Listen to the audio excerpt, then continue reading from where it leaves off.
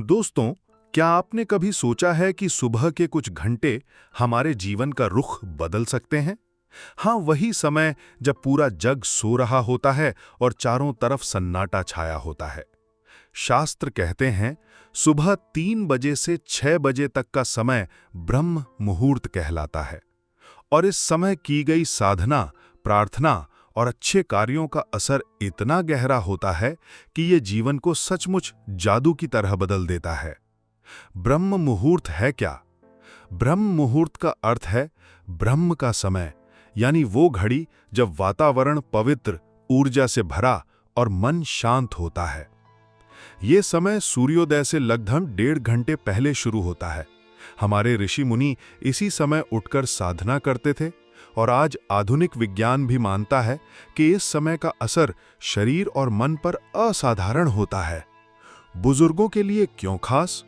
60 साल के बाद जब शरीर थकान महसूस करने लगता है और मन चिंताओं से घिरा रहता है, तब ब्रह्म मुहूर्त में उठना आत्मा और शरीर दोनों को नई ऊर्जा देता है।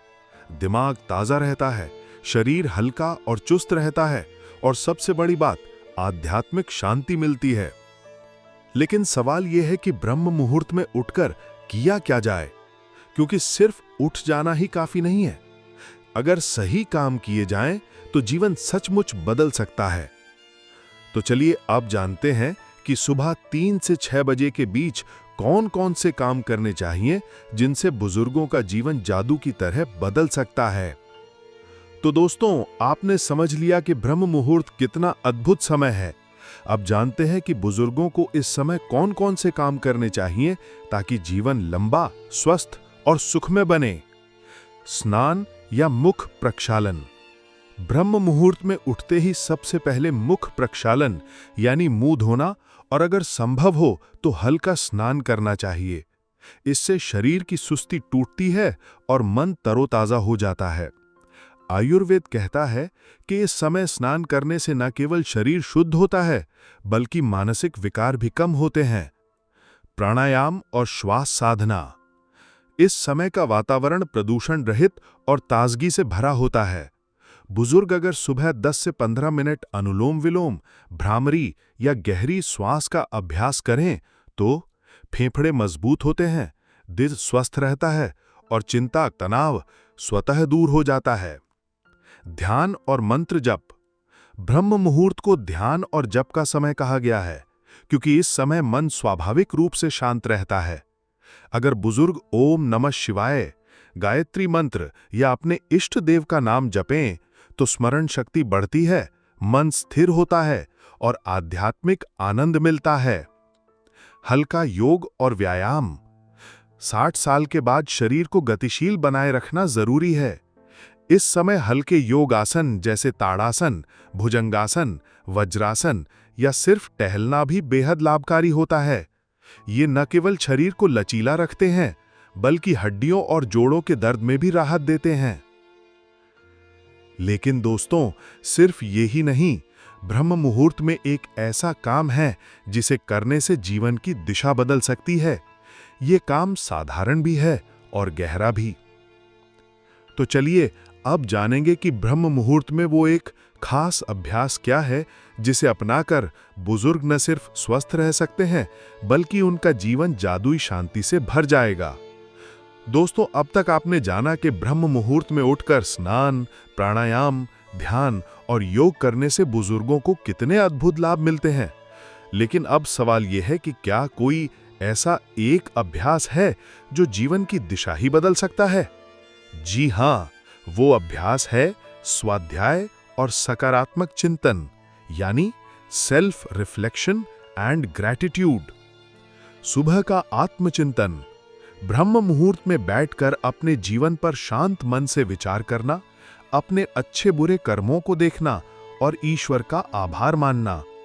यह साधारण सा अभ्यास हमें आध्यात्मिक शक्ति देता है। यह अभ्यास बुजुर्गों को अकेलेपन की पीड़ा से मुक्त करता है, मन से नकारात्मक विचारों को दूर करता है और हर दिन को नई ऊर्जा के साथ शुरू करने की ताकत देता है।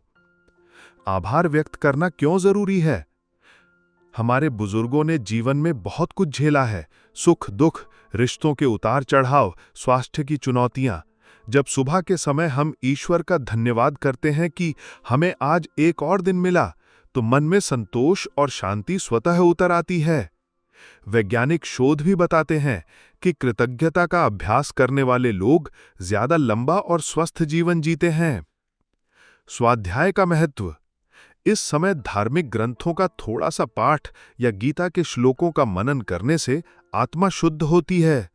बुजुर्गों के लिए ये न केवल आध्यात्मिक आनंद है, बल्कि मानसिक संतुलन का सबसे आसान उपाय भी है। लेकिन दोस्तों, ब्रह्म मुहूर्त में उठने के और भी राज हैं। क्या आप जानते हैं कि इस समय शरीर में ऐसे बायोलॉजिकल बदलाव होते हैं जिनका असर हमारी उम्र और स्वास्थ्य पर सीधे पड़ता है?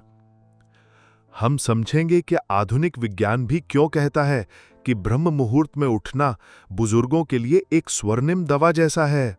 दोस्तों, अब तक हमने जाना कि ब्रह्म मुहूर्त में किए गए आध्यात्मिक और यौगिक अभ्यास बुजुर्गों को कितनी शांति और ताकत देते हैं। लेकिन क्या आपने कभी सोचा है कि आखिर विज्ञान भी इस समय को क्यों इतना खास मानता है? आइए अब समझते हैं ब्रह्म मुहूर्त का वैज्ञानिक रहस्य। शरीर की बायोलॉजिकल घड़ी, बायोलॉजिकल क्लॉक।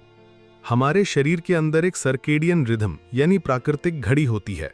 रात के समय जब हम गहरी नींद में होते हैं तो सुबह 3 से 6 बजे के बीच हमारे हार्मोन संतुलित होने लगते हैं।